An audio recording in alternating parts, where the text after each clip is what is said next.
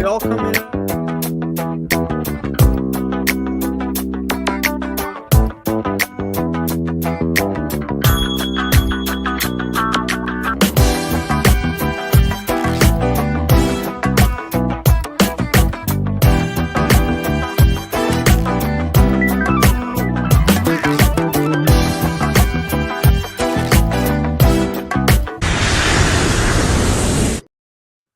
Hey, everybody, welcome. It's time once again for the professionals with a bunch of grumpy old men, except for Andy, complaining about their lives. That's what we're here to do. Andy's grumpy. He's just not an old man yet. That's right. Yeah. Everybody's grumpy. I'm a young sweetheart.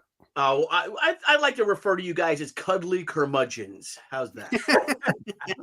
I like that. Maybe we should do plushies of ourselves. All we all need is a hug and reassurance. I need a lot more than that. Mhm. You know what Where are I'm you talking drawing, about, here, don't you? What was that? So you know what I'm talking about, don't you? A reach around? Oh, why not? Oh, whoa. Wait a The minute. cool thing is we're closing out Art's campaign tonight. Happy, April 1st, baby.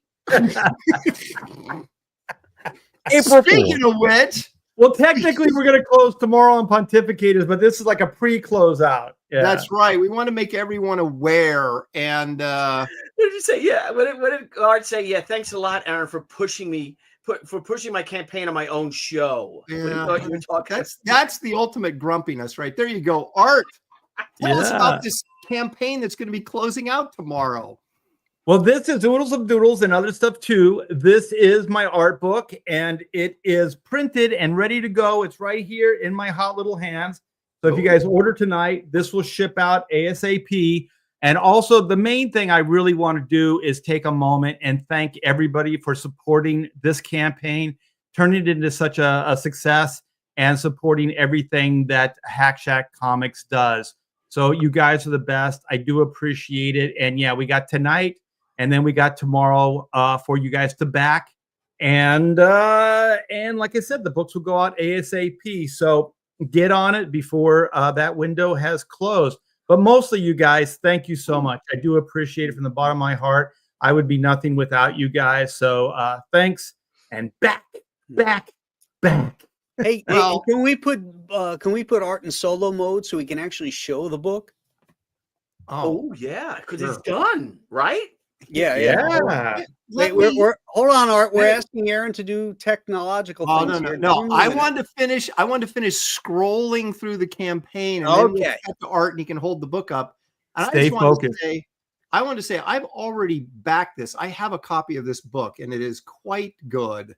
And I'm quite pleased that I have it because I am an art collector, and art, You are. in name and skill, is quite the artist. So That's true. hey, and the link is what do you call it, pinned at the top of the chat and YouTube here. And also, all of us bros have campaigns, and they're all listed in the description of this video. Links that'll take you right there to explore the many campaigns It's like magic technology. that we represent.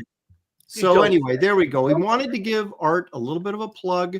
So there we go. And Art, I'm going to make you big. Show us the book. I'm big now. I am big, huge. This is Oodles of Doodles and other stuff too. You guys can see it is done. It is Look at hard. Nice. It is hard. And somehow It's hard. I tricked Kevin Nolan to write a little write up on the book. Oh, And there is a jam between Look at that. Kevin and I. We were Nice. bored at a con. I drew up a Batman sketch and I handed it to him and I said, "Hey, would you be willing to ink this bad boy?" And guess what? He did. He inked it. So I actually have a Kevin Nolan RT Bear jam. So you'll get that. You'll get beautiful pages. Look at this one right here. This character right here. This guy's an icon. yes. Yeah. He's I don't know if in the movies. It's in I don't know. color. I didn't even know it was in color. This is crazy. Oh, yeah. Yeah. There's color pieces, there's black and white pieces, there's prelims, there's covers, there's pencils, that. there's some of my creator own cartoon shows that I designed. Oh my goodness. Oh my goodness. There's toy designs, there's all kinds of cool stuff in here, you guys. So back today, here's some of my pencils. Nice. And like I said, I really want to thank you guys for making this. Like, if I didn't have backers, this wouldn't be in my hand right now. I would not be able to print this thing and make this a reality. And because of the backing and because of you guys and your support, that's why this thing exists. So I do appreciate it and thank you. Looks beautiful. Well And done. I will say the Captain Kirk drawing in there is worth the price of admission alone. So if you're a Star true. Trek fan, so there you go. And the guy with the blue and the S on his chest, whatever that character's name is, He's okay. awesome. He's Yeah, okay. some obscure SJW character. Yeah. Well, we got a ton of people in the chat as we normally do. I'm not going to call everybody out because it takes forever, but I am going to call this out. Stealth X5 for $2 says hello. Thanks, Stealth. Appreciate it very much. We've got our regular crew and some extras too. So thank you guys all for joining us. But let's get this show on the road now. We started a new format, a little bit of a new format. So we have kind of a roundtable discussion. But before we get into the roundtable discussion part of the show, we have a thing called Today in Comic Book History. Now, I prepared a little something. It's not that great, but you know what? It's better than nothing. So here we go. Today in comic book history. Really Oh, good. nice. You're going to send that to all of us, right? Yeah. You need to I got send us Sean that. working on one, so Yeah, well, you know, I mean, it's a little bit of a filler for the. But I'll tell you, the longer you watch that spinning thing, man, I got a headache. I was like, Yeah, I'm about like I'm in ready to vertigo. vomit. yeah. Okay, You're so getting sleepy. you're getting very, very sleepy. Okay, so this is what we're going to talk about today in comic book history, folks. You might all remember this back from 1975 on April 1st. Oh, Yeah. Is X-Men #1. And man, I wish I owned a copy. I was buying comics off the rack, and I did not get this because I didn't ever like the X-Men. Same what here. an idiot. I should have picked up like 6 copies of this and just sat on them. But I Right. saw this on the rack and I just spun it right by. mhm.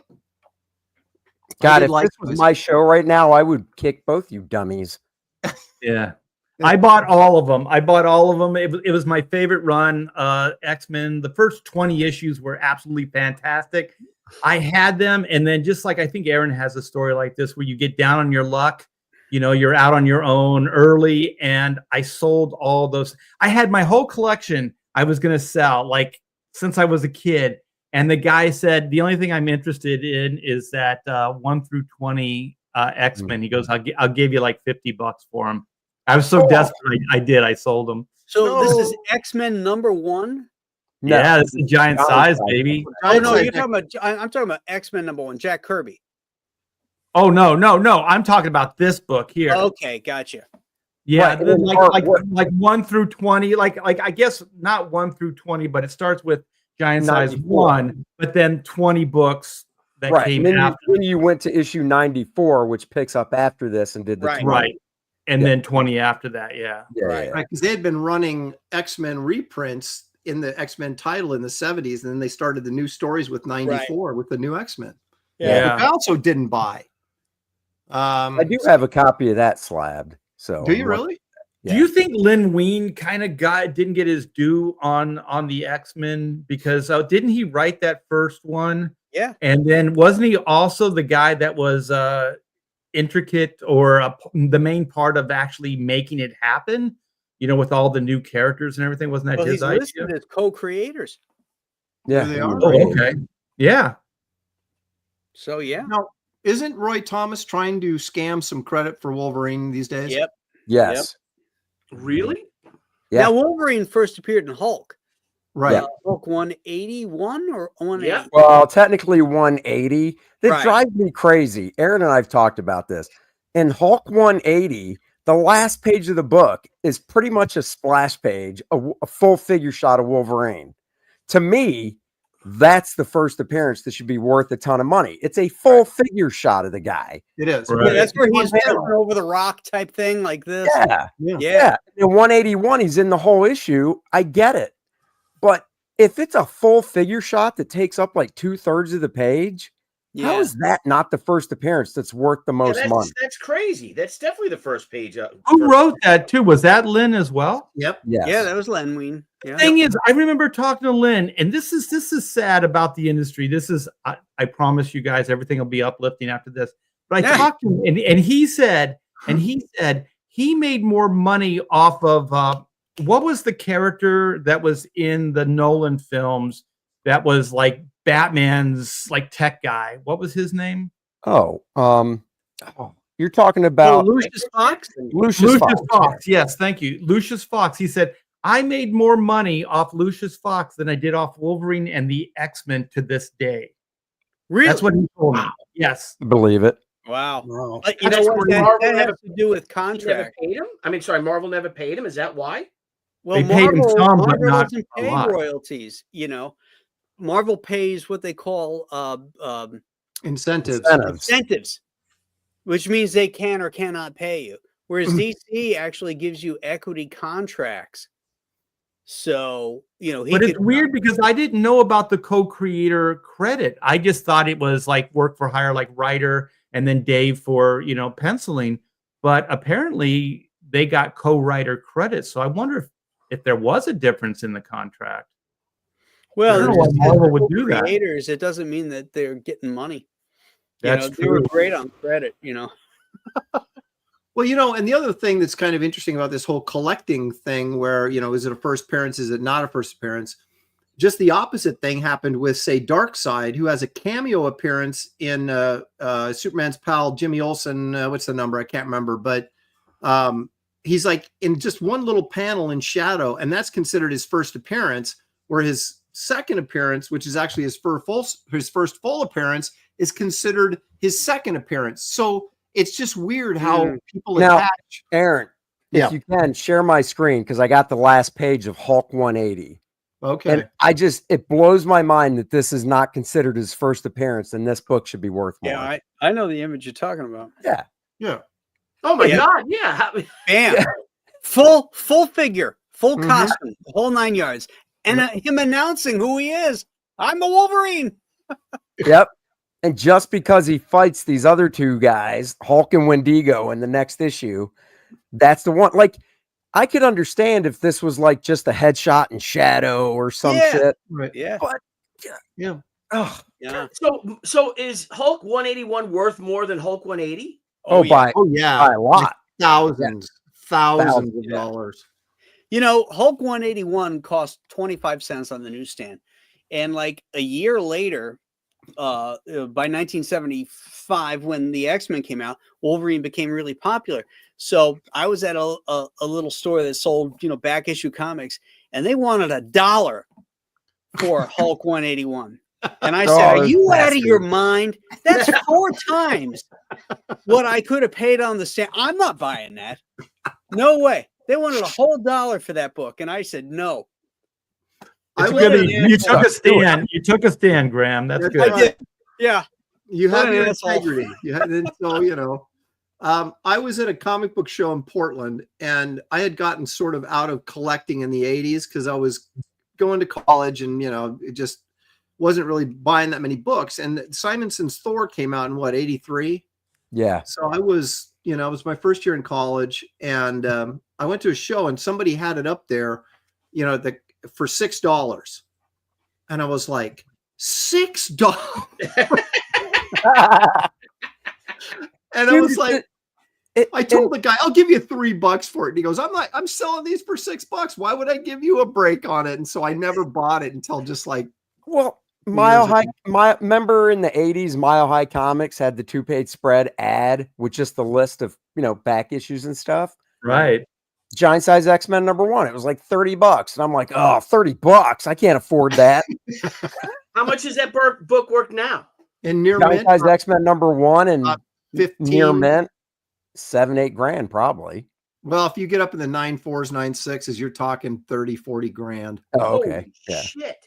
So Yeah, I remember when I sold those X-Men that I was saying earlier, the guy's like, I'll give you whatever. And I go, just one of those books on your wall is worth that. And he goes, take it or leave it. And I go, this isn't right. Look on your wall. And he's going, I got boxes of them in the back. Like, it doesn't matter to me whether I get these books or not. So then I was like, I'm hard up here. I'll Yeah, take, give me the I'll 50. take whatever you give me. Yeah. Yeah, give me He's- the 50. The dude's giving Art some tissues as he gives him the cash. Go here, go cry someplace else. Get out of my store. Yeah. Art comes back next week. $10,000 for this book. Like, I just sold that to you for 50 bucks. You son of a bitch. I'll kill you Right. all. There's an I episode paid the of, rent. I paid the rent, and I had a house or a roof over my head for another month. So So it I all guess worked it was out. worth it. There's pretty an good. episode of what's the one with the guys who have Pawn Stars? Pawn Stars. Pawn Stars, and, yeah. and the guy brought in like a Splash Spider-Man page by Todd McFarlane. Yes, I saw that episode. And he's like, I want to give you, I'm thinking 10 grand maybe. And the guy's like, I don't know. And it's Chumley or whatever, one of his early. He's like, yeah, maybe the best I give you is like $3 grand for it. And he's like, and the guy's like, yeah, all right, I'll hold on to it and try to sell it somewhere else. yeah, Oh. it was a good move there. Yeah. Yeah. How much was it worth, really? Well, probably 40 grand or so. Then, Oh, shit. now So it's even probably- 10 grand was a deal. yeah. Yeah. I mean, now, depending on the page, now it's probably 6 figures or close Yeah. to The it. great thing about the internet I don't these know. days is you can find the buyer. It's always a matter of finding the buyer to get the price that you really deserve. So in the old days, you were limited to the local conventions and stuff like that. I remember that you'd see these guys with briefcases and they'd have like some of their prized possessions and they'd go up to different vendors and try to sell these books. And then, they would always get like, just pretty much humiliated by these collectors and stuff like that. And they'd walk home with their tail between their legs and go, I thought this was worth X amount of money. I can't sell it. But nowadays you can definitely, it's a world market and you can find that buyer a lot easier. You can put that Yeah. up on Great. eBay. You could put it up on a website, and Yeah. find that mark and hold out until you get the price you want. Yeah. Exactly. Yeah. Yeah, And you're not limited to that one local convention every 3 months or whatever Right. the hell it is. Yeah. Yeah. I wonder if you could do that with tickets too, because me and a couple of my fabric school buddies, my friends from fabric school, my roommates, we're looking to get share tickets because she's coming to Madison Square Garden for us. Do you believe in love? Yeah. I don't believe that There's story. nothing like seeing an 80-year-old sing. Well, the You know, big thing is when speaking Billy of- goes out to Vegas to see Donnie Marie Osmond. That's the one. That's classic. That's classic right there. I tell you, I just saw a listing. We have this amphitheater. It's just right up the street. It's called the Woodlands. The Cynthia whatever Woodlands Amphitheater. But the tickets are expensive, but it's a great venue and it's really close. And Styx is playing there. There's only like 2 original members, Yeah, like but for some reason, it seems like I don't know. It's close by the house. I could go. I could pay $100 and I could go see Styx. And Yeah, but they which got 2 great- members? That's the key. yeah. Is Yeah, it, only is it- 2. which 2? Is it Dennis It's- DeYoung and Tommy Shaw. Tommy Shaw? It's Tommy Shaw and what is it? The guitar player. He's got initials like DJ or JD or something. The other blonde guy with the Other beard. guy, yeah. But the thing is, they got a great new band. They got a great singer, and they got Phillips. I forget the guy on bass. He's the Babies guy. This guy's done so much session work, and they got a great ass drummer. So it's like hearing the songs for the first time. So these are actually better than the original renditions. So it could be worth it. So I'm gonna see if I can get. Well, yeah, a if you friend Styx, to you don't come down. need Dennis DeYoung, but like Journey, they got like some Filipino guy singing for that. Oh, the Journey band. Yeah. It's like, Oh but he yeah, sounds but he just sounds like like the other Steve guy. Perry. So does he? Yeah. Though? Does he really? I heard something like he was holding out for more money and they fired him. They said, we can find somebody to replace you as easily Oh, as really? we found you. that's true. Yeah. It's like, at what It's- point is it no longer the original band? It's Right. like there's no one left. Yeah. But I saw Hagar on his farewell tour just a few months ago at that venue. It was fantastic. Yeah, well, Yeah, those are Sammy's not cool. that old yet. I mean, he's not like Cher, who's like 80. No. Yeah, he's either pushing 70 or he's in his 70s. But he's Yeah. he's not What's Cheryl. bad is when his Frankie Valley. Oh my Oh, God. dude. That's like worse than Stan Lee. Like everybody's complaining about wheeling Stan Lee in his last years out to a convention. Frankie Valli totters out there on stage and he doesn't even sing. He just holds the mic and they play the music. It's just like, horrible. He doesn't even come on the stage on time. You know, they're going, and Frankie Valli. And Frankie Valli. And he's standing there like this. Yeah, he's like, it's terrible. Oh, that's it's awful. like Weekend at Bernie's. How old is he? He's 90, 91. And they're still willing him out on stage. Oh, that's horrible. Yeah, it is. He seriously doesn't sing. He tries to lip sync them, and it's just he's up there just going like that. Oh, that is sad. So the thing is, he so could sing lead for Motley Crue because that guy just lip syncs too. Oh So my that's God. He's 90. The lyrics, right? Oh man, Frankie Valli's 90. I just checked. Oh my gosh, yeah. What's the topic for today's show again? I can't remember. Yeah. No. Trends. Well, the trends are like wheeling out all these old fucking Genres, right? cadavers Oh, and, my gosh. Well, I think didn't Billy want to talk about gay comics? Yeah, that's right. Yeah. That's what it was. I knew. Well, it was I'm not gay. It's just gay comics is something we should, woke comics. It's a genre, right? Did you guys see that interview with Norm Macdonald? He was on Larry King, and he says, and he's promoting his book, and Larry King says, "Is there anything you want to talk about?" And he goes, "Yeah, I'm a heavily closeted gay man." and Larry King's like, "Are you gay?" He goes, "No, I'm heavily closeted."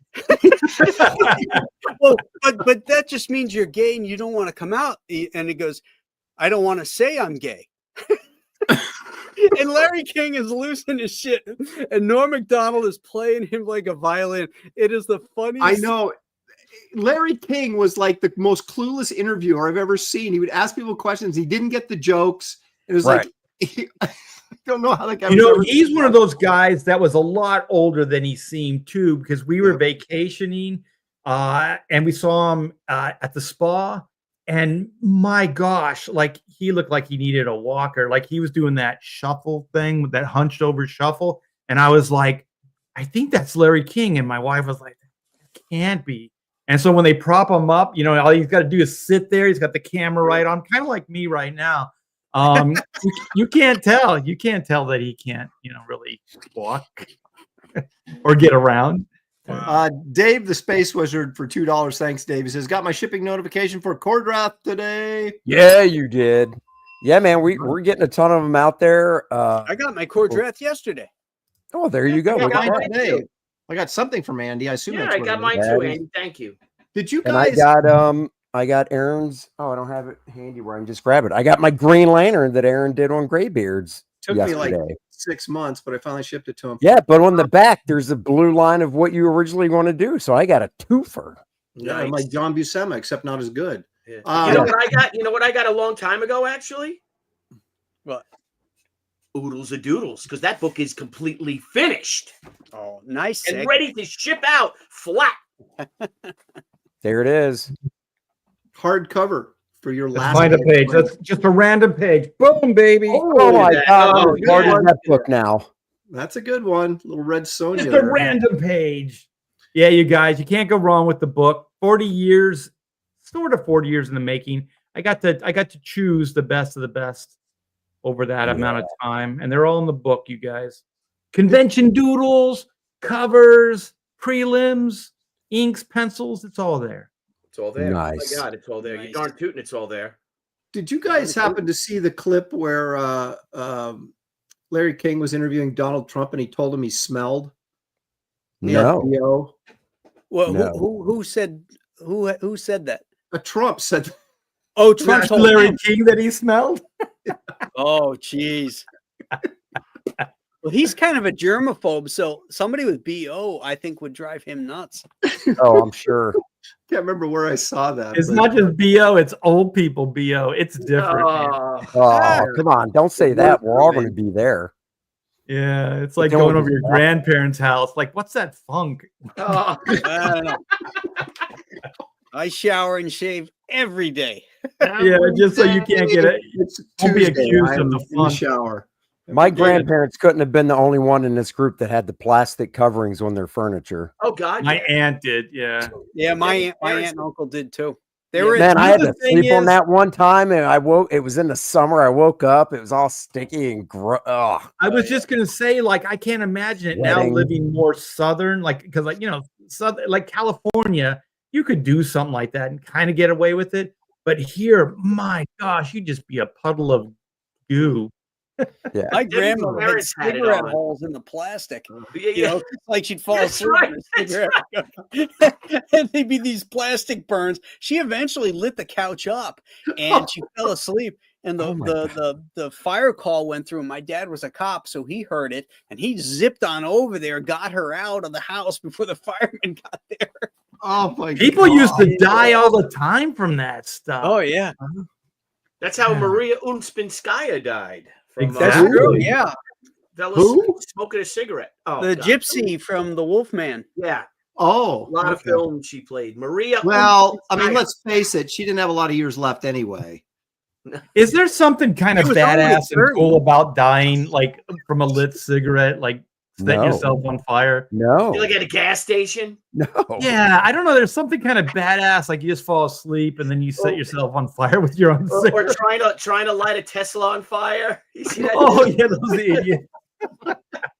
Remember that? Remember there was that fad like in the 80s where everybody was like, what do they call it? Simultaneously combusting. What Oh, was it yeah, called? yeah. Spontaneous combustion. Yeah, the spontaneous combustion, right? And they'd have a guy sitting there and they just have ash all over his chair and they go, what happened?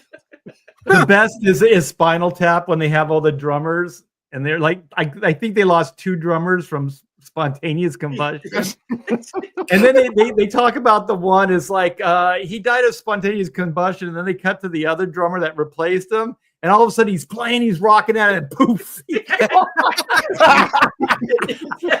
right. You know they're filming a sequel of that with the. Oh, director's I hope for the best, but I don't hope. know. Yeah, They're so yeah. You old. can't go back to the well this many years later. Yeah, no. Oh, No, I had For a friends- reunion tour. That would be kind of funny. An old man. I think they've reunion done- tour. yeah, they've already done that. But the thing is, like, I had friends that were convinced that the soundtrack album was an album and that band was real. They swore to me, because the thing is, it doesn't say soundtrack, like movie soundtrack. It markets it, they marketed it and they sold it as if it was an album and it was a real band. And so my friends are like, oh, how could, you know, it would say something or whatever. I go, where'd you buy it? They go, in the movie soundtracks. I go, there you go. It's not, I go, that guy Squiggy or whatever from Laverne and Shirley, that's the lead singer. Yeah. No, it's not. How No, that dare wasn't Squiggy. No, the No, lead it's singer Lenny. wasn't Squiggy. It was the other one. Wasn't he Yeah, it was David Lenny. St. Hubbins? Lenny. The, Yeah, David St. Hubbins. Yeah. the patron saint of footwear. Beyond Wednesdays for $5. Thank you, sir. He says, great to see you guys. Wish I would have seen you at WonderCon this year, SDCC 2025. I'll be there. Billy will be there, but I think that's I'll be there. Oh, are you with going to be? the family, but not set up, just loitering at Billy and Aaron's booth. Well, Art Taber has got California so far in his rearview mirror, he'll never go back. No, he won't. Ever. No. And Nope. California is so far in my rearview mirror to get there, I won't be there. There you go. That's right. All right. Yeah, so we we'll know be where's there, the everybody. problem. Yeah. I can't afford to give up my spot. I know. I'm the same way. It's like, Yeah, you guys have been there so many years that you might not want to go, but you gotta go. Gotta go. It's been that Exactly. way for years. I'm losing money now, and I'm like, I still got to Yeah. go. 'Cause what if I do want to go someday? I won't have a space. So Yeah, we Yeah, have to make our money. That's the thing, is you gotta break even. So Yeah. we do all this stress just to break even, and everyone's so fucking happy, right, Aaron, that they're at San Diego, and we're like, Oh my Shipping God. all your gear out there, Yeah. getting it set up, the cost for dining and drinks after Oh, the hotel. Brutal. Oh my God. Brutal. What I mean, what's the out of pocket there when you go to set up? before you can even break even. It's got to be about Dude, look $5 at grand, right? by myself, 6,500 is my break even. Yeah, we're like $12,000-$13,000. Yeah, because you're double the space on an end cap. 2 end caps. And Two then you end got caps. you have to put airfare in. Yeah. Oh, You know? that includes airfare. That The includes hotel. hotel. The hotel's $3,000 right off the bat. Maybe more. Yeah. It's $400 a night before taxes. Wow. And we're there Tuesday to Tuesday every year. Yeah, there was a time I didn't make reservations. We just drove. What's the hotel that's right next to the con? Is the Hilton or Marriott? The Marriott, and we would drive right up. We'd valet park. We'd check in. Boom. It wasn't expensive. You could eat. You could do everything. And then Hollywood came in there and screwed up the con. Yep. Absolutely. Yep. Now they got can't get a people hotel. sleeping at night the night before at Hall H. They're sleeping on the grass, Oh, yeah. because they want to get in to see a trailer that will be on YouTube in 24 hours. Yeah. Yeah. Exactly. And there's a lottery to get hotels. So they go, what hotel do you want? Well, I want the Hilton. Oh, well, you have to pick these other 3 as well because you need a backup. So you never get the one you want, even if you're willing to pay for it. You get something in the hotel circle or whatever that place is that's in the boonies. Yeah. Well, now I got a friend that we get into the show, and he works in Vegas for the month of like June and July. So he's driving out there, and he took our shit back for us because when we ship stuff, first of all, if you ship it to the convention center, they're going to rape you. Then they won't give you your shit probably till Wednesday afternoon because they're too busy with all the bigger stuff if you're smaller. Now, though, the Marriott has the UPS stores in the Marriott, and they charge you $1 a pound, I think. Yeah, it's brutal. Of you shipping stuff in. So if you're shipping in a case of books that could weigh 40 pounds, bam, $40 right off the bat. Yep. It's insane. That's not even the postage. That's just their receipt fee. Yes. Right. Yeah. Wow. Well, the thing with the hotels is, I like to take credit for this, is that they used to have us, like everybody that was going, they opened up the hotels and you just, you had to race to get it right. I've kept complaining and saying, you guys have got to have a separate time earlier for the guys that are exhibiting to get their hotels first. We're paying to be there. We have got to have a hotel. And they finally changed that. I don't know if it's because of my pressure or whatever, but it was you, Aaron. It was you, Aaron. I want to take credit for it. Professional, bro. So they did do that, right? Well, I've had trouble with my email. Sometimes stuff comes through, sometimes it doesn't. I don't know what the deal is. I did not get the notification this year that the hotel, to let me know that the early hotel sign up was coming up. So I contacted them like 2 weeks into December and I said, hey, where's the early sign up? They go, oh, it was 2 weeks ago. And I went, you got to be freaking kidding me. And so they sent me this like a late sign up form. They said, we'll do what we can for you, Aaron, because you've been exhibiting for 25 years. I said, well, thank you. So I filled out this late. So I'm on the edge of my seat just waiting to know if I'm going to have a hotel or not, or if I'm going to get an Airbnb 20 miles from the convention center. So, holy crap. Well, I want to take a moment. We got a backer. Thank you, Nick, for the backing. I do appreciate it. The book will probably go out tomorrow, so you should get it very, very soon. So thank you. Should we talk about the topic by any chance? Do you guys? Yeah. Topic tonight? Let's continue to talk about San Diego and the hotel situation. All right. Well, the topic today is genres. You guys may remember this, not because you were there. Art was there, but the rest That's of that guy with the S again. Yes. SJW. The superhero comics came into fad with, of course, the premiere of Action Comics with Superman #1, 1938, and then it boomed through the war, but then started to lose popularity, right? And so, like titles like Captain America, which was very popular during World War II, became things like Captain America's Weird Tales, and it slowly transitioned to become a horror book because superheroes weren't selling anymore. Wow. For the most part, there was always Batman and Superman and Shazam or Captain Marvel for a while, but we got into the 50s and everything started changing, right? Because superheroes were no longer in fashion, right? And so, but then I'm doing a quick historical overview, then we'll let you guys jump in. But then, of course, 19 was at 56. We saw the Flash, new Silver Age Flash, and Showcase number 4. But then, really, I mean, for my money, this is when superheroes started heating up again. Was in the 60s. So with the Marvel age and all that kind of stuff, we got through that. And then you know what happened, Graham?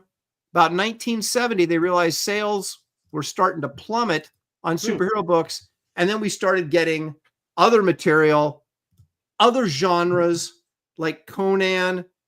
And then superheroes came back in the 80s again and have kind of hung on for a while. But what are you guys looking at the big picture here? And you can start back as far as you want. What is dictating this? What do you think is making certain genres more popular than others? And what do we see going into the future? Well, for me, if I can answer first, Yeah, like for me, I think it's the right character for the right time. So you brought up Captain America. There was a reason for the character. There was a reason. There was something for him to fight. He was created specifically for a specific fight, right? So he kind of fit the time because he fought the villain of the time. So I think sometimes these things work because the character kind of falls in line with whatever the zeitgeist is, like whatever, like oh, it's organized crime, so we need a hero to fight that, or there's politicians, or there's whatever it is. So then the hero comes out. It's almost like see a need, fill a need. So then the hero sees the need and then fills it. So then that resonates and connects with the audience. You know what I mean? Because they can see, because they're living it. They can kind of see, oh, well, I grew up in the wartime. So here's a hero that fights Nazis. You know what I mean? It just kind of works hand in hand. So for me, I think it's just kind of a causal and effect kind of.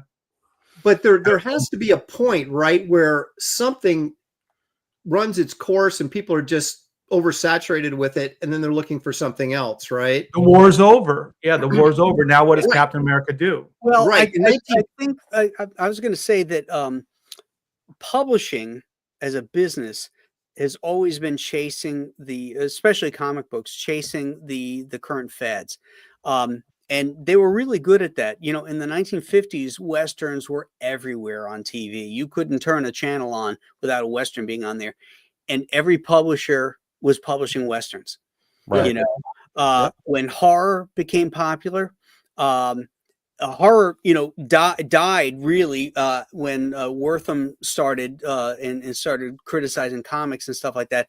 And then they put the Comics Code Authority in. But by the early 1970s, they lowered the standards on that, and they could use terms like the undead, vampires.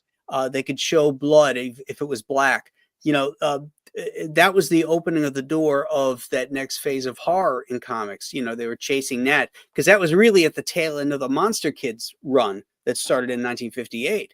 I want to throw this out there, especially because what Art said about the Golden Age is absolutely correct. Once the war was over, what do we need superheroes for, right? So people are looking for something else. Yeah. But in the 60s, right, what happened in 1968, Marvel broke free from DC's distribution noose that they had around them, and were able to just like flood the market with their superhero books, which they did.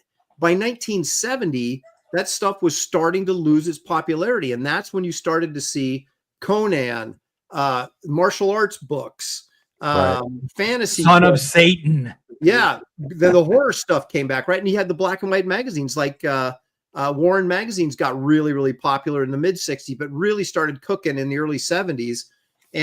And Marvel started its black and white line of books that were more adult, that had like the kung fu stuff and the monster stuff. Yeah. So they didn't have the code. There is a weird sense in where the superheroes were super popular, and they kept doing superhero books. Don't get me wrong, but Marvel was really concerned about going out of business in the 70s. If you talk to any of those guys that worked back then, they were all like, we got to find new jobs because in 10 years, this industry is going to be, gone. Yeah. And You know what saved them? Star Wars. Yeah, Star Wars saved Marvel, and Stan didn't Star even Wars want to saved do it. Marvel when they got the license for Star Wars, and they got it cheap because nobody knew what the hell this thing was. Nobody knew. Yeah. Right. But the thing is, And- going back to like what you were saying about like Fantastic Four, there was also the beginning of the space race. So a lot of this science fiction and this science stuff was becoming very, very popular. So you have characters that reflect that. So even like DC, they were redesigning things, making it more, science based or, more, space age ish, if you will. So I think that's also like what Graham was saying, like these companies were more in tune. And so they knew that what was kind of popular, and then they kind of brought that into these things. And that's all leadership on high. They just don't have that anymore. But I mean, these were, whoever was in charge at the time saw these trends and brought them into the market, into their books. And it paid off big time for them. They were concerned. See, Frank Zappa talking about the music industry when he talked about how once music fans got into the business end of things, it changed it entirely. Prior to that, it was the way he phrased it, cigar chomping, business guys who didn't know music, didn't know what the kids wanted. So if somebody came up and said, "Hey, let's do a record with a Boris Karloff knockoff, and we'll call it the Monster Mash," he's like, "Are the kids watching monster movies? Yeah. Okay, let's do it." They would take a shot because they didn't know one thing or the other. They were willing to take a risk. And it's the same thing, the comic industry, the publishers were like, "What's hot right now?"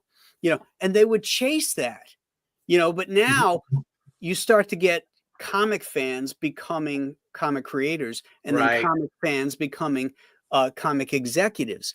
And then you start to get this incestuous thought process about the business, and it becomes less and less open-minded about new ideas. Right. And to move it forward, you have like a new generation, which is in power now, that have sheer contempt for the source material. Right. You know what I mean? So they're not even like necessarily fans. They're They're not like, fans. "This is stupid. This is whatever. We should change this. We should do that." And they're activists. They have an agenda with all this, like we was talking about the snowflake and safe space. I mean, that was the high watermark. Thank God, I think, of the woke garbage. And it never came out. They can't, they got so much backlash from it. They were like, "All right, we can't do this." But even things like turning the Rawhide Kid gay, but but if you ever read it, very very stereotypical gay guy, like, "Oh yeah, is that a leather like chaps?" Yeah, right, yeah, like. So they're like, "Oh, I like leather chaps." Something, dumb shit like that. Hang on a sec. Brandy Howell for Canadian, $5 Canadian. The title for Spider-Man 4 is Brand New Day. The MCU is dead. Well, what you guys are talking about, though, is you guys are they're wanting to change. Instead of allowing the zeitgeist to change them, they're wanting to dictate the zeitgeist, these new publishers, with this woke agenda. Right. Instead of looking and seeing what could sell and what wouldn't. But the interesting thing for me is looking at all this big picture historically and what we're going into the future here is about 1980, 79, when the new comic shops came out and everything went through the comic shops. Right. We had literally a decade of superhero boom again. Right. And then with Frank Miller and Alan Moore and them getting it was like still superhero stuff, but it was the anti-hero. It was the deconstruction of the superhero, but it was still superhero stuff. And then into the 90s, of course, you had Image, which was all superhero stuff, and that kind of boomed and stuff. Do you guys think we're headed for another genre change? Do you think people are going to get so sick of the movies that, let's just hypothetically say Marvel and DC get some good leadership? Are we going to get back to saying, my gosh, maybe we should try romance comics, or maybe we should try westerns or something else? Are we just going to ride superheroes until the whole? Well, I mean, manga. I think the thing is, I mean, that's a good point, Billy, with manga. But Marvel and DC are the two obviously biggest companies that most people not in comics know of. So if you ask the general person what are most comic books, they'll say, "Oh, it's superhero, Marvel and DC." But when we were talking earlier, being the one guy out of all of us that goes to the shop every Wednesday, there's so much small publisher independent stuff, and like none of it's superhero. You Right. know, a lot, you know, there's licensing stuff. You know, there's a company doing Flash Gordon. And I got to say, I haven't read it, but it looks good. Isn't that Dynamite doing Flash Gordon? No, it's a different company doing It Flash is. Gordon. Oh, okay. Yeah, yeah. And you know, all the independent stuff out there is either, you know, it's sci-fi. I mean, it's still pretty niche. There's not, I can't think of a Western off the top of my head that I've seen recently. European stuff. Aaron. Well, Aaron's book. European stuff, right? But I'm talking about stuff that goes out But on always turn it Wednesdays in off. comic shops. You know, Well, as someone who actually started a genre, thank you very much. With the bad girls and stuff, that a lot of independent publishers are doing that. You look at Kickstarter, it's all that bad girl stuff. I mean, oh yeah, look at Polito. Look at Coffin Comics is exploding. I mean, I think he's doing 6 campaigns a year, and they're all Lady Death is a top, which is 500,000 or course, you know yeah. or more, and to like La Moretta, someone with like $250,000 to $300,000 on Kickstarter. But if you go on Kickstarter, it's all that stuff. It's all bad girl stuff. It's crazy. Yeah. Like that stuff's back again. But getting back to Art's Zeitgeist's point is because the readership in comics has gotten older, that's why you can sell hot chick material. Whereas when we were kids, they didn't give a rip about Ms. Marvel. You know, it's like, give me the Avengers or whatever. But Right. now you have adult readers who are more interested in hot-looking female comics. I mean, let's just be honest. And so that allowed us or this industry to create a genre that was successful. But your gay period has nothing to do with it. I mean, once you discovered girls, you know, then Ms. Marvel was okay. Hey. Aaron Yeah. said the Avengers. Wait a minute. His actual favorite book was Tarzan because Don't- let's be real, he only wore a loincloth. Don't lump me in with Billy now. Okay. Come on. If you Can I say be your a- favorite it was book was the Red 70s. Sonja, does that make you gay? Yeah, no, What's but that? can I be? Can I? If you say your favorite book is Red Sonja, does that make you gay? Not if Frank Thorne drew it. yeah, That's right. is there something weird about me that if I'm a bigger fan of Billy Batson than of actually Captain Marvel? Johnny Quest, Haji. So the sidekicks. All right, or- so There you go. let's move along. Hey, forfeit's nice. I'm a bigger fan of Billy Batson swimming in the pool than Swimming. Shazam beating up bad guys. Billy, Billy. say that magic word. Shazam. Bam. Bam. Orgasm. I just think Billy Batson's delicious. So, hello. Oh, Now you Red get shirt them. with the yellow collar. Oh yeah. okay, Especially that actor that played him on Saturday mornings. Ooh, God, he was a teen sensation, wasn't he? He was. Yeah. Hey, off topic. Graham, what did you think of the Captain Marvel TV show in the 70s? Oh, the Shazam TV show? they drove down the motorhome. Yeah. Yeah, the motorhome. Yeah, I didn't care for it. You had to hate I Billy actually Batson. watched it. I watched it recently. It was on one of those Pluto or something. Oh yeah. You could watch it for free. And I'm like, oh my God, this is so Saturday morning 70s. You know, yeah. Oh, It look, was. it's that California road that you know they filmed Emergency on and Adam Yeah. 12 and everything else. Oh yeah, dude. Yeah. They Yeah, drove yeah. past the Oh, back hey, cave, there's right? that hill again. Yeah. This is a good question here by Robert the Bruce for $4.99. Thank you, The Robert. Bruce. He says, do you guys think artist styles can ignite a genre? Example: Mm. Bisley Lobo, Miller, Sin City. Well, I Um, wouldn't say that those are genres that they launched. Yeah, they don't ignite a Lobo genre. or They Sin just City is not ignite. really a genre. Stylistic. stylistic. Style, Yeah. yeah, styles can be influenced. Sure. For Yeah, the only one that's kind of genre is kind of like Sin City because it's noirish, but Right. he didn't start that. He didn't No. create it, and not very many people really emulated it either. So Agreed. yeah, it's more of a style. Jim Lee tried it with Deathlock. Remember? Death And he Blow. got butchered for Death that. Blow. People, Death Death Blow. Blow. Death Blow. I thought it looked cool. I'm like, oh, this is a cool take on it. But it was Yeah. such a It's that high contrast stuff, you know. yeah. Yeah, it's kind of like Chris Samney does now, like I showed a couple weeks ago or whatever. I mean, it all kind of goes back when I first saw Frank doing that, I liked it, but I also thought a more heightened version of like Alex Toth, you know.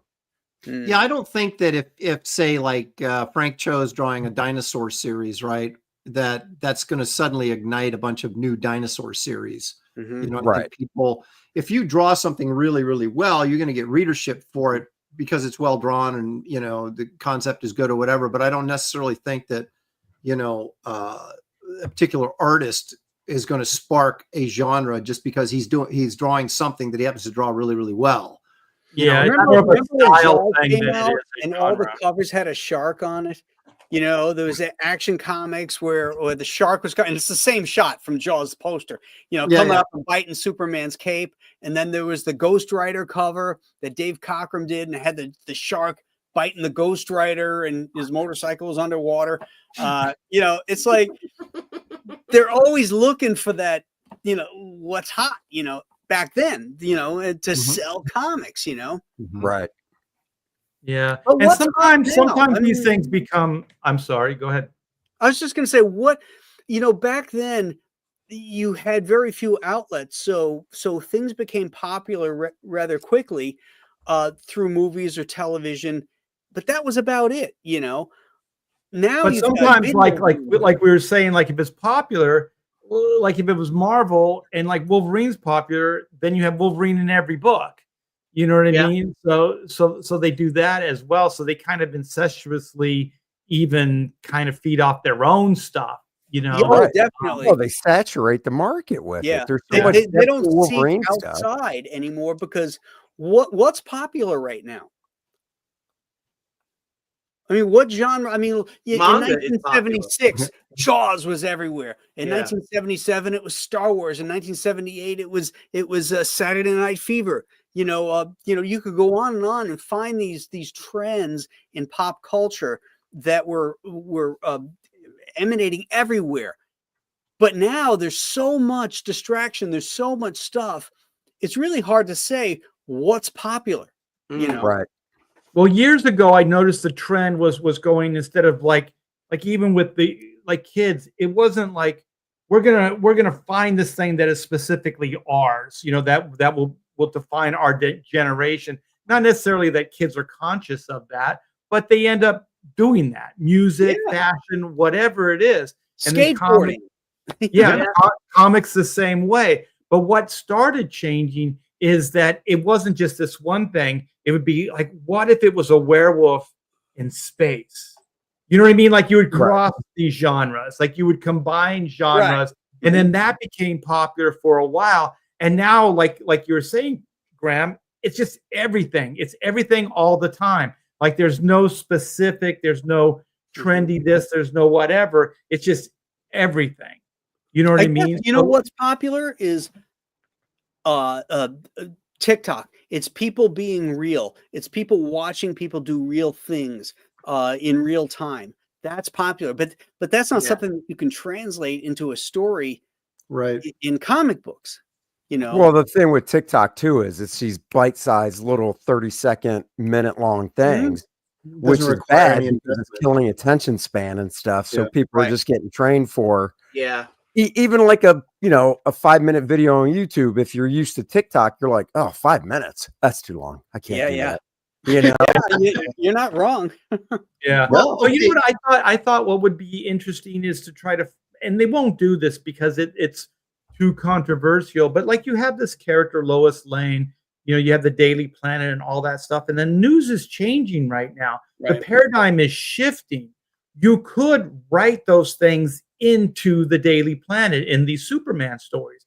Clark Kent, Lois Lane, maybe they're at odds. One thinks like, well, I think the mainstream Daily Planet still has, you know, truth, justice, and the American way. And then Lois is like, no, you know, it's all propaganda. It's all this, that, or the other thing. We need to go independent. We need to be more like these podcasters or whatever. So you can write like new ideas into things, make them story, but they won't because they're too afraid. You know, they won't do it.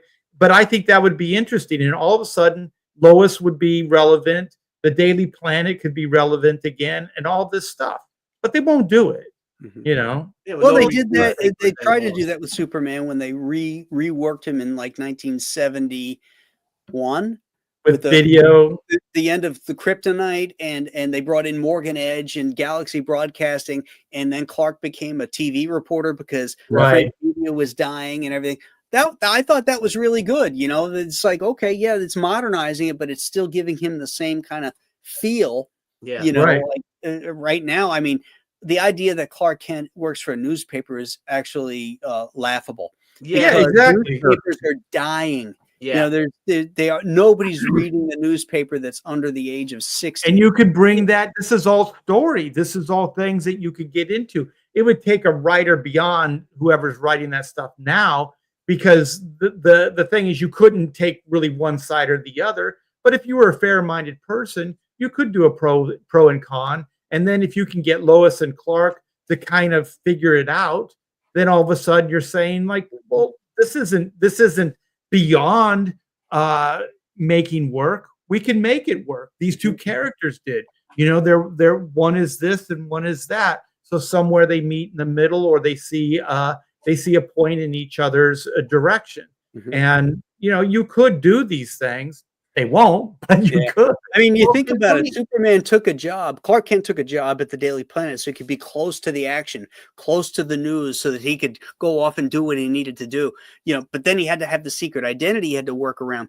Well, Right. shit, now we could do that in his basement. He could just follow social media, see where something's happening immediately, Yeah. not have to worry about changing in a closet. He's right in his house, boom, and then off he goes. You know, Start writing that into the story. I mean, there's all kinds of things you could do, but they Let won't. me throw this out at you guys. So the argument is, of course, in independent comics, you know, because I had some people in the chat were saying, well, you know, Boom's not doing superhero and all this kind of stuff. Are they not doing superheroes because they just don't feel they can compete? So they're saying, let's explore these other genres. And also, the second part to that is, if you look at all of us, right, we all made our living, other than Billy, we have made our living doing superhero comics, right? And now we have an opportunity to do our whatever we want, and none of us are doing superhero comics. Now, is that because we're afraid we can't compete, or is it because we've done superhero comics for 30 years and we're sick of it? We want to do something else. that's my answer. Yeah, I mean, mine was actually just I started doing you the started doing crowdfunding with superhero First stuff. Man superhero stuff. And then I said after the second campaign, I want to switch it up. And it did better, obviously, with Cordrath. So that's what I'm sticking with. And I think part of it too is that age-old thing, like you said, is Marvel and DC basically have it cornered. It's Yeah. going to take a lot. Now, you know, you look at Kirkman with Invincible. He was able to. And the thing is, when Kirkman started Invincible and Walking Dead at the same time, he wasn't Robert Kirkman, and it wasn't Invincible and Walking Dead. He built those up, and it was good stuff. Now it was coming out through Image, which helps because they, you know, third largest publisher, but he was able to do it. Good story, good art, and he built up both those franchises. So it's not that it can't be done, but it's almost like winning the lottery in a Yeah. way. Well, Well, Art, think let about me ask you a Invincible. It question. was going against the grain, even though it was a superhero book. Marvel wasn't really doing, or not Marvel, but Image wasn't doing superhero comics at the time. You know what I mean? Well, So Art- by Robert Kirkman doing the Invincible, it did stand out. And also, it wasn't just the normal superhero stuff. You know, it was Art, rated I R wanna- superhero I want stuff. to ask Art. I want to ask you a very pointed question. Okay, out of all of us, you probably worked on more superheroes than any of us, in just in terms of variety of characters and different things you've worked on. When you come into doing your own book, so you've done a humor book, you're doing Black and White, which is kind of a spy adventure kind of espionage kind of thing, right? So, is there? I mean, do you look at it and go, I've seen it all. I've read it all. It's like, there's nothing new under the sun with superheroes. I'm going to go a different direction. I mean, what was your thought process? Yeah, it was never, I was never that conscious of it. Like, oh, I want to do something different than what Marvel and DC are doing.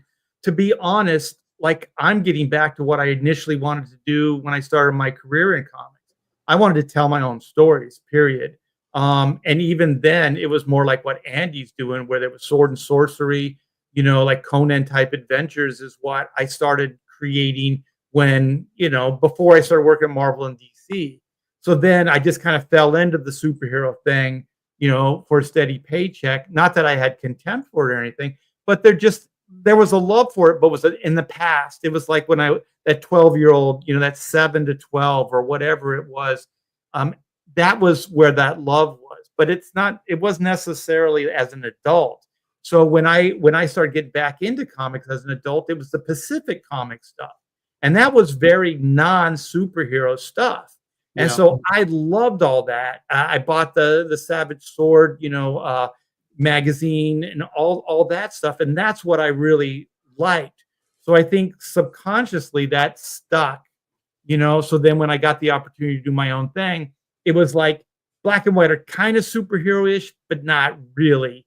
Like there is some DNA there, like Green Hornet, Batman, that type of stuff, but not really, So I think it just kind of happened. It wasn't a conscious thought. It was just like a creative thought. This is just okay. I want to go around the horn actually and get you guys' opinion. It's a good question. Graham, give me, because I know you grew up a monster kid more than maybe a superhero comic kid, right? So Yeah. Is what you're doing now getting back to what you really loved as a kid? Yes. I've always loved monsters and high adventure. And so I married the two together because even all my horror comics have a sense of high adventure to it. So that's and I had done the superhero stuff. So I wasn't really wanting to compete. But having said that, actually, the other thing is that, coming up with a new idea for a superhero that's not derivative or based on the same kind of stuff is very difficult, and I didn't want to do that. I wanted to explore a different genre. But I have thought of something and have come up with an idea and a concept that's never been tapped before, that I'm developing and working on, that if everything falls together, that I will do an actual kind of superhero, sort of a gods type of thing, like a new gods type of thing, but in a genre that's never been tapped before. So I'll just leave it at that and say I'm looking forward to exploring that kind of historical reference type stuff. Wow, we got that to look forward to. That's awesome, Graham. Wow. That's awesome. Billy, you never went into the superhero genre. Okay, now we know you went to fabric school, and I'm sure that jaded your opinion on stuff. But Well, I thought why did you go the route you went? I love samurai stuff. I get, as Debbie says, I get pregnant. I get so obsessed with something. Like, remember the whole thing with the Green Lantern? I wanted to write Green Lantern. Oh, yeah. So I got together with a fan, and he made me this book, and I just told him everything I needed, and he made me this giant book all about, from last week, all about everything Green Lantern, every issue they were in, all this stuff. So I got like that with Japan, and the characters start off as Ran, who's in the new Gatecrasher book. But I get obsessed. Like the things I love war comics. I love history.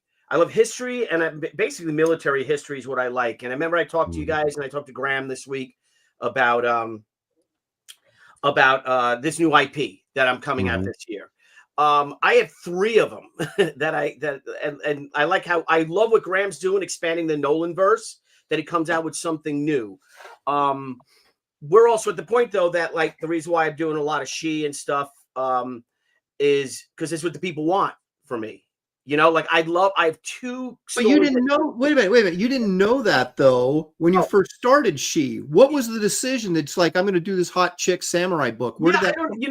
That's the thing is that I just the more research I did into this character, the more I realized that the more I learned about Japanese history and how it's such a misogynistic history.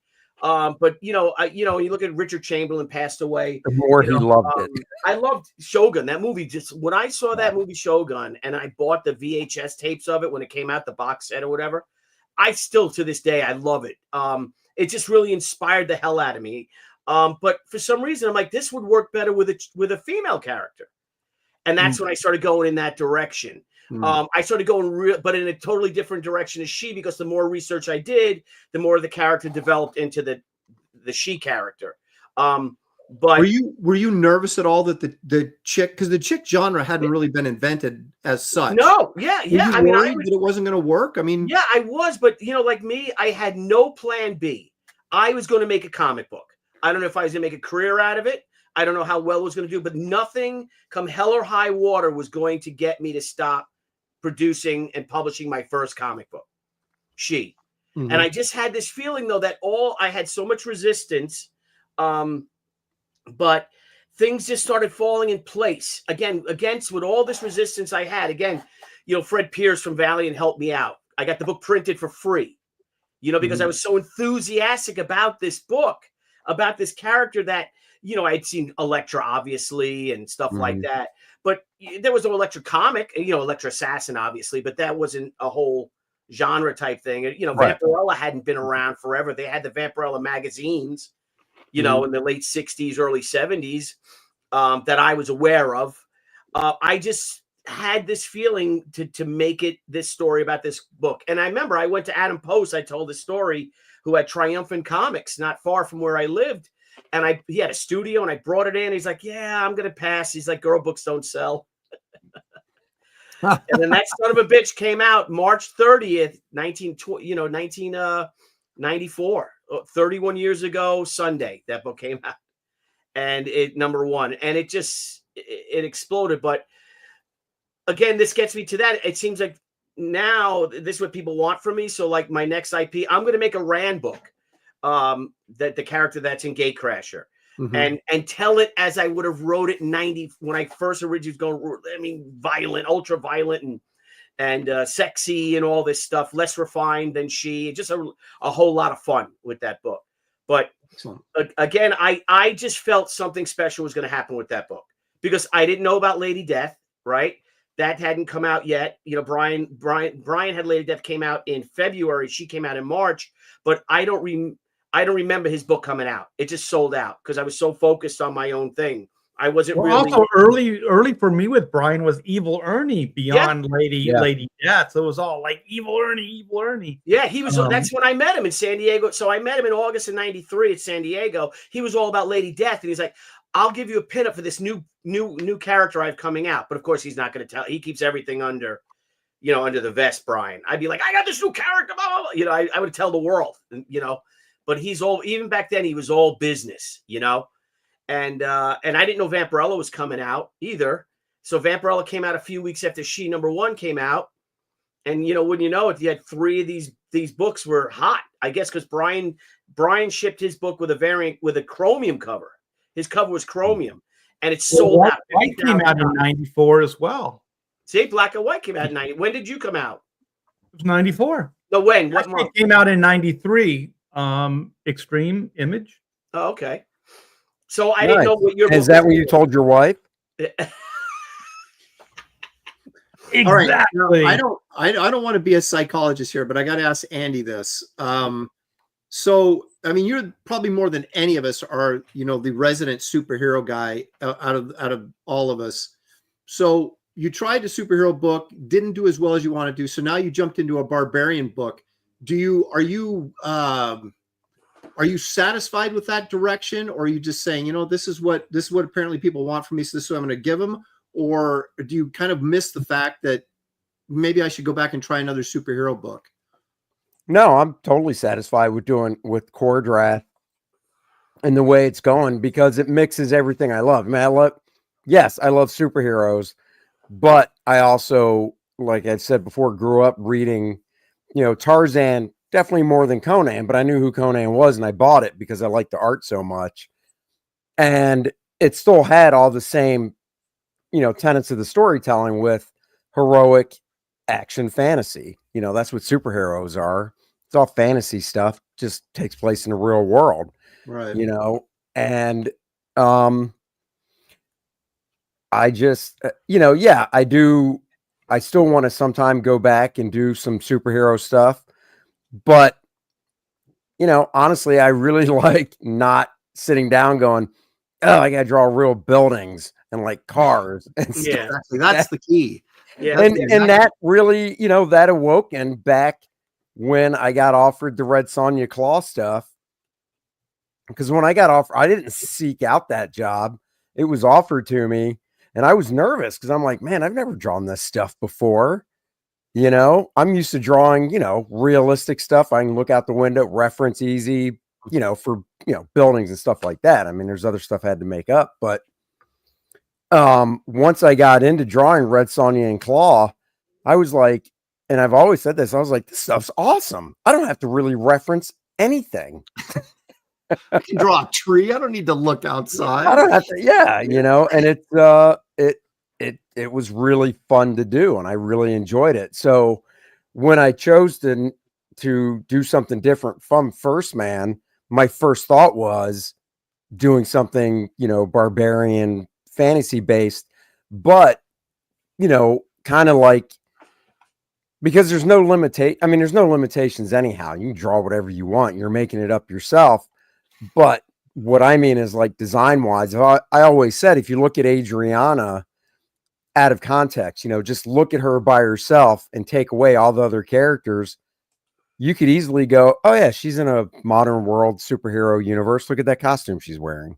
And I did that on purpose, because I wanted to mix a little bit of both of what I like, the barbarian stuff, but also designing stuff that have kind of like Kirby and New Gods, or not, well, New Gods and Eternals. I don't consider them superheroes, but I mean, if you look at them, you don't know any better.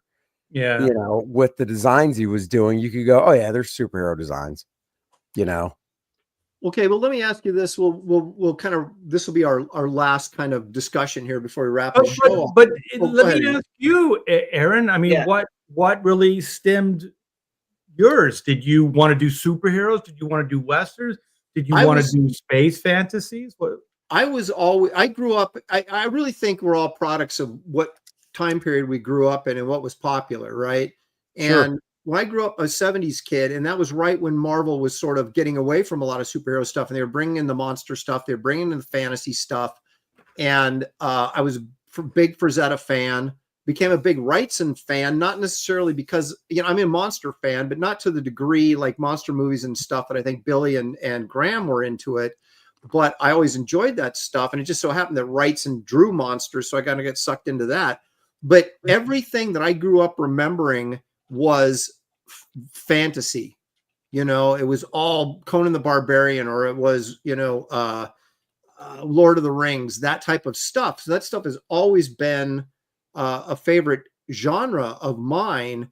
And superheroes were stuff I mean, I love Super Spider-Man, and I bought Cap and things like that, but I was never, other than Spider-Man, I was never dedicated to superhero books. I was always sort of a fantasy kid. And, Wraith of God simply came about because I was looking at different genres that I could do. And I just drew straws basically for all the different IPs I had. And that's the one that came up. So I did it. But I have a fantasy book that I want to do next that, will really sort of get that sort of 70s Frazetta out of me. So yeah, I mean, I'm a superhero fan, but I was never like totally focused on superheroes. I was just a product of that sort of rebellion period, 70s with Barry Smith and all those guys doing other things, in the fantasy genre. And that's always sort of appealed to me. So, but do you guys think that, what are we going to see? I hate to use the word diversity, but I mean it in the best way. The diversity of subject matter is going to be more appealing to comic book fans than staying on this sort of superhero track that Marvel and DC have been on for now, 40 years without a break, really? I mean, is the future going to be Black and White or Wraith of God or Kordrath or She or Monster Island or whatever that we concoct that isn't superhero stuff, or at least mainstream superhero stuff? Is there a chance that becomes the thing again? I think it depends on the overall age of the audience, because I think when it comes to superheroes, that's what most parents think of that say aren't into comics. So if their kid's watching a superhero thing, they'll go into a store and ask, with their kid. Now, I've seen it on Wednesdays and stuff, and ask, he likes watching this or she likes watching this. What do you recommend? And they always push towards, the more, if it's, there's the superhero stuff that is younger that the companies put out for kids. And then there is, like just the generic Spider-Man comic stuff like that. And they'll push them that way. But for the stuff that we do, I think that's more appealing to an older audience because of either superhero burnout and they're just looking for something different. I mean, that's the category I look for different stuff. I think that's exactly what it is. I mean, superheroes were always meant for a younger audience. Yeah. Period. They were never meant for an older audience.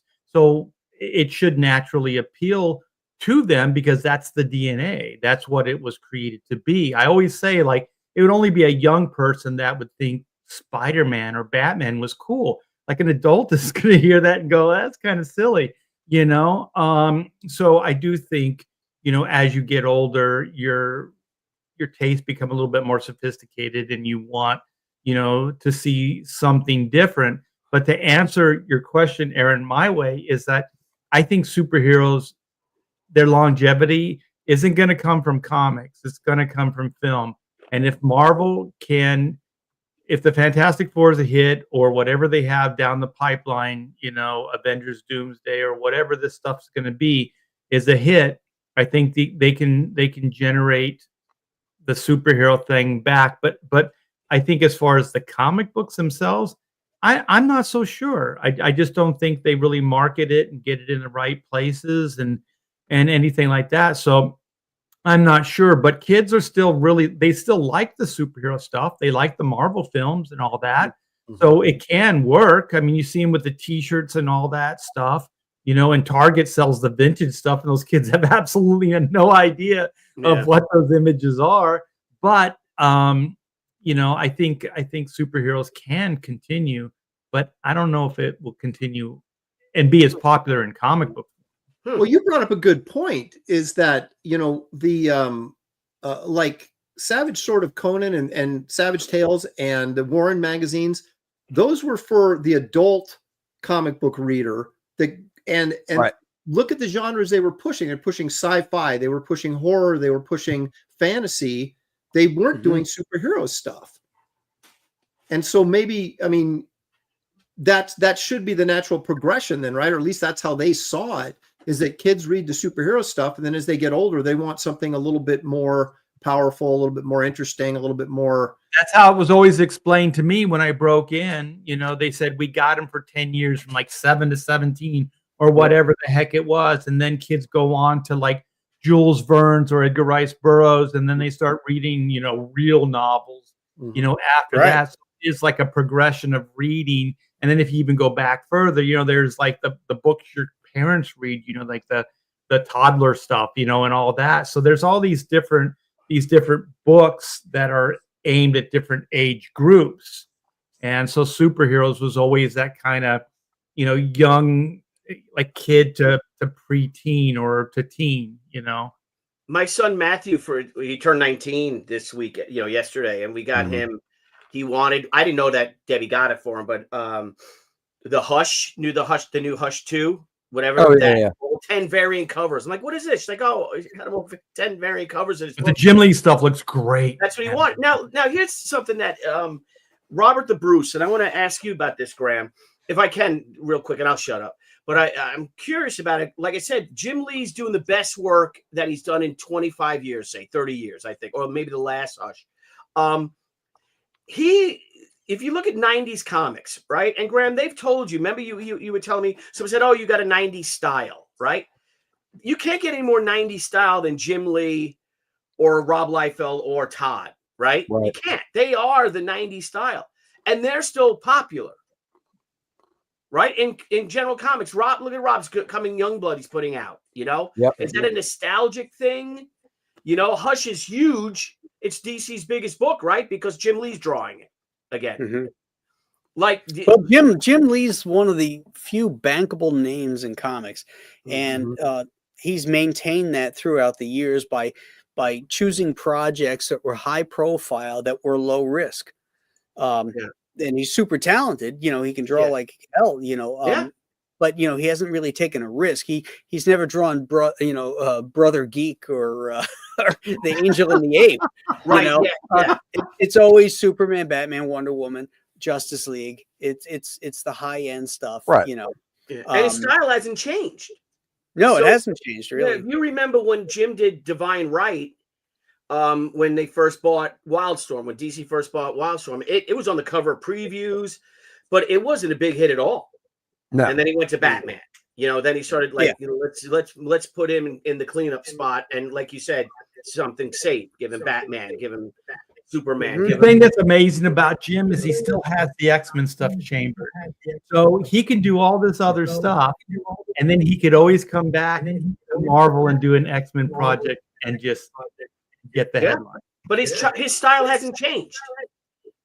No, You know, so it's the whole thing. Well, it has. If you really look at it, I mean, I worked on the stuff, and there was kind of a mindset that we didn't do solid blacks unless they were designed.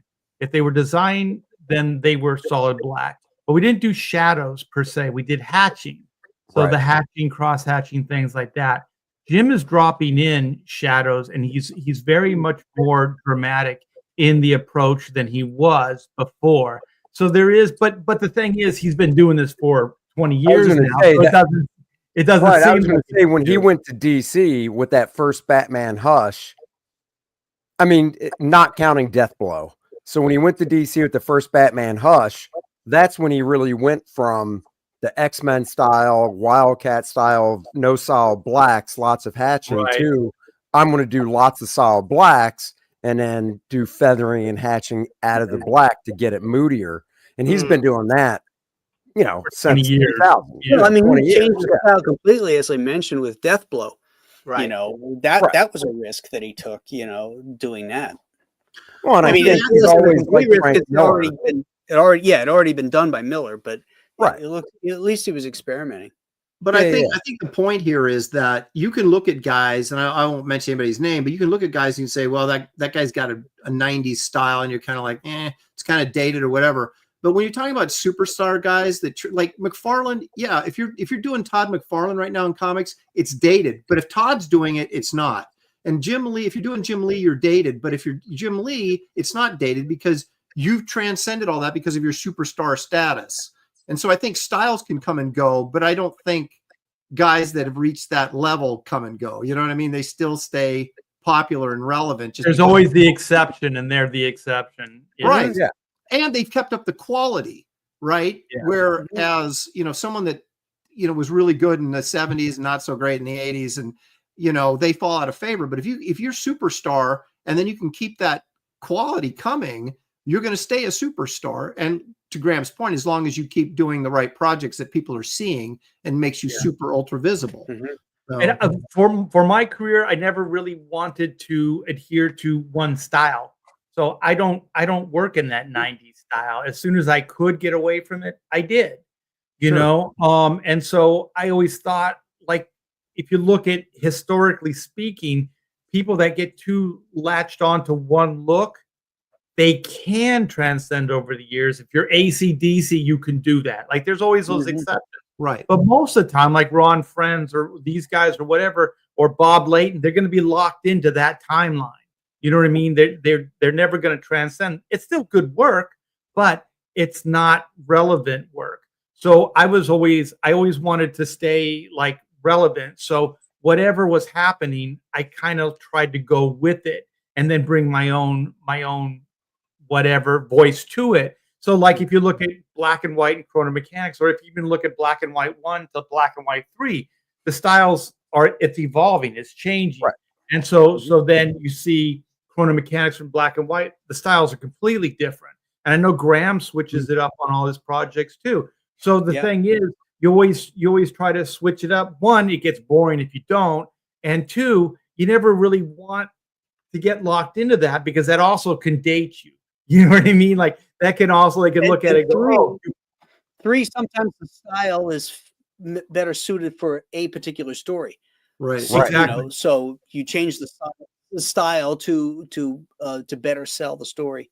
The But story isn't can actually inspire the style, like with Chrono Mechanics. You know, I knew I wanted to do Right. something. I wanted to do something cartoony, but I didn't know exactly Mhm. what. So then, as it was developing, then it became what it is. But yeah, it came out of the concept. So you're right.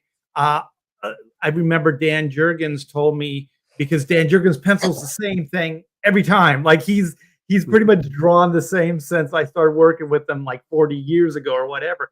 But the thing is, he works with different people. So those people bring the different look to each project or each story or the Well, tone of and that's whatever. what I And was I always gonna thought that was genius, right? He'll always be relevant based well, on whoever he's working with. well, you brought up Ron Friends and Bob Layton, right? Now let's say Ron Friends and Bob Layton came back and, Marvel and DC want to hire him to draw something, Well, if they Friends want is to make doing it look different, don't team Ron up, for instance, with like Brett Breeding, who they've worked together forever. You put a totally different, put like, well, Sienkiewicz. this is a good example. It was probably a decade ago, but on an issue of Green Lantern, not the main Green Lantern, a different whatever, Ron Friends drew it. John Dell inked half of it. And John Dell over Ron Friends was freaking phenomenal because it just brought it into like this modern age, Yeah. And that's what you do. You team them up. I mean, Ron Friends has been inked by Bill Sienkiewicz before, which gives it obviously a totally different look. And it's the same thing, like you were saying, Art, with Dan Jurgens. He's worked with you. Norm Ratman. I did finishes over 4 issues of Legion on him that look totally different. And and to me, that's a good editor going, it's not that this guy's art is irrelevant. It's, we just need to put the right finisher on him, And Dan's definitely aware of it. I mean, it's Dan's idea to do these things. So I always thought it was pretty smart because, if you were a monthly guy and your focus is on, a book every month, then I think it's a brilliant idea. You know what I mean? So he just concentrates on that one thing. And usually he writes the story too, Right. so he's got double duty there, but just give it to a guy that has a specific style that he thinks will look good for the book that he's working on, and let that guy go to town. And Dan doesn't micromanage or anything. He hires whoever it is or wants a certain guy, and then he just lets them do what they do. And I have the utmost respect for that. And I think it's a smart idea. Don't you guys think, and I'll kind of just leave this as a final thought, I guess, but don't you guys, when we say we're always working to get better, that's becoming a better artist, but also evolving your style so that you're still relevant. I mean, that's all part of when you say, I'm working at getting better. I'm always trying to get better. It's I'm not just drawing the human anatomy better, because we can all draw human anatomy, right? It's stylistically, how can I grow and become and stay relevant with something that looks really cool, because that's always the object. A lot of it is, and this is going to sound silly maybe, is the reference you use. A lot of people get stuck in drawing people in certain clothing, certain backgrounds, and all that kind of stuff. Right. And that's where your society is. That's the kind of stuff, where you have to take a look around you. What's going on? 25, 30 years ago, when you read a comic, people were walking, doing their thing, but you never saw people looking down at their phones or holding them up like that and doing selfies and stuff like that. And these are things that you can put in the backgrounds of to modernize the look so that the readers identify with that world. Like Kurt Swan. I love Kurt Swan, but Kurt Swan stuff always looked like the 50s. Even in the 70s, if they had bell bottoms, okay, but they still had that feel, he didn't. And Kirby too, Kirby, never at a certain point went past the 60s and modernized some of the stuff that was in his stories, and they always had an older feel to it. That's not the only way to do it, but it is one thing that you can do to keep your stuff looking at least current. Valentino, Jim Valentino had a take on that, and he taught me so much. Thank you, Jim. is he said there's nothing worse or more sad when an older guy tries to draw whatever is the cool thing. So he brought up punk because punk was popular at the time. And so you've seen it in comic books, of that era where, like these guys, there's nothing authentic about any of these guys, this punk gang or this punk band or whatever it is. Because like you said, Graham, they just didn't do the research. Right. Jim was even more hardcore. He was like, they shouldn't do it at all.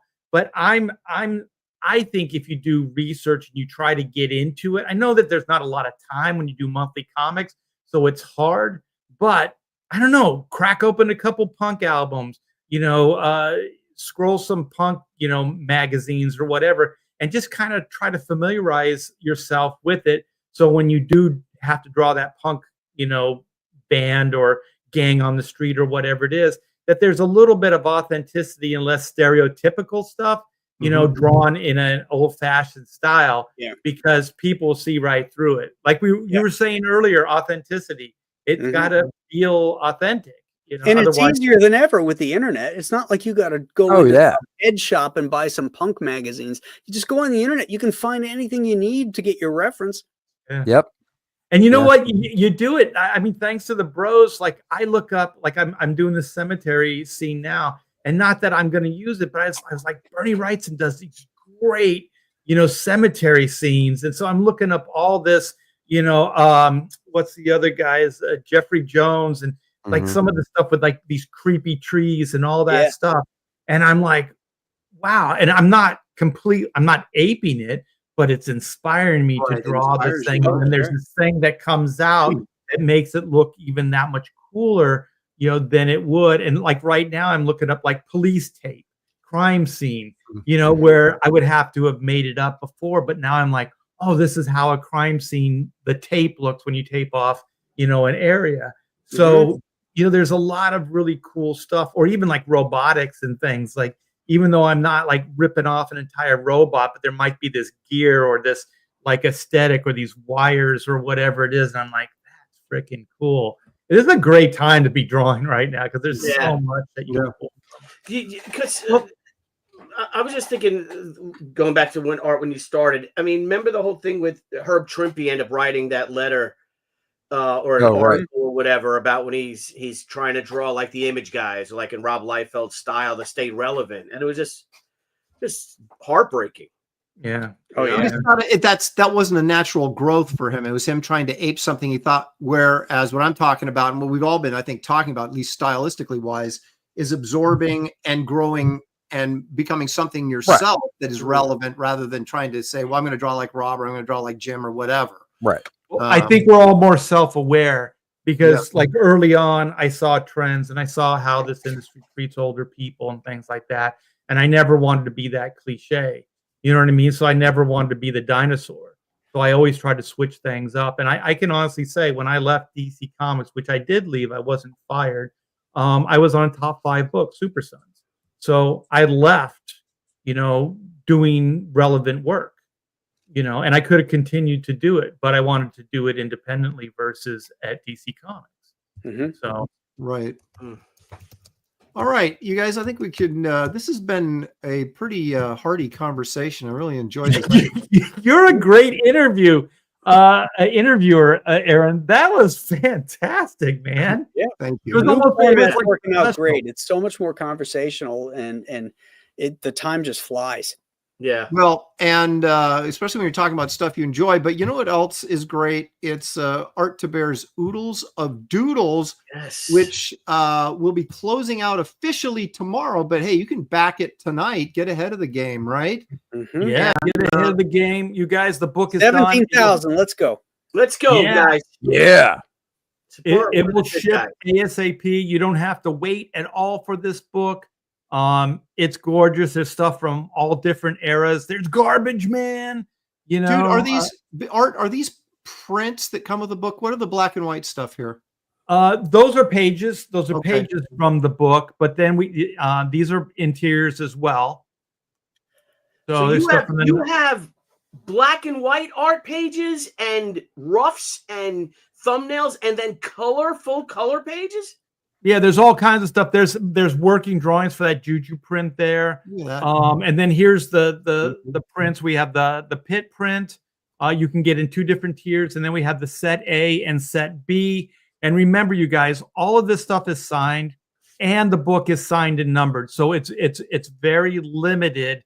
And this is our second printing on this book. This is a different version, but the first version, actually, I did some eBay searching. That book can go from anywhere between 90 and 150 bucks. So there is a collector market on the book. So I'm not saying it's going to go up in value, but it can. Art books generally do. Art books generally do. Because they're usually lower print runs. So you guys, and this is a, I mean, I'm telling you, I've got a copy of this. This is a really great book. Art is a terrific artist, and I highly recommend this. It's really, really cool. Thank you. If you could play the video, like Sean and Jetty killed himself on this video. Okay, and this is what's cool about CG is he just did this and gave it to me. All right, hang on. Here we go.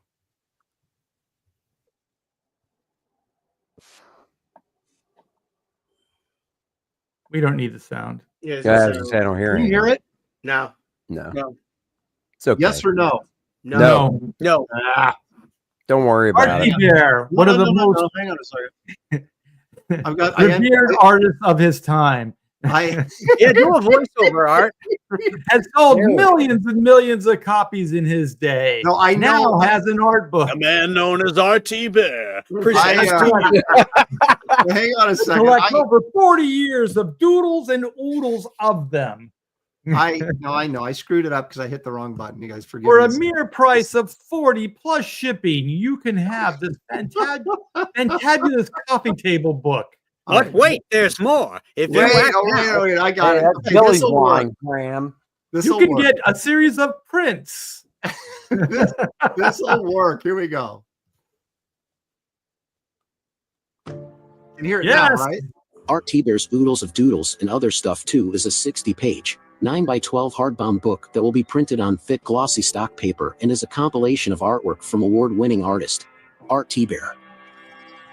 This book is filled with images that come from Art's Marvel, DC, Image, and Comicsgate work.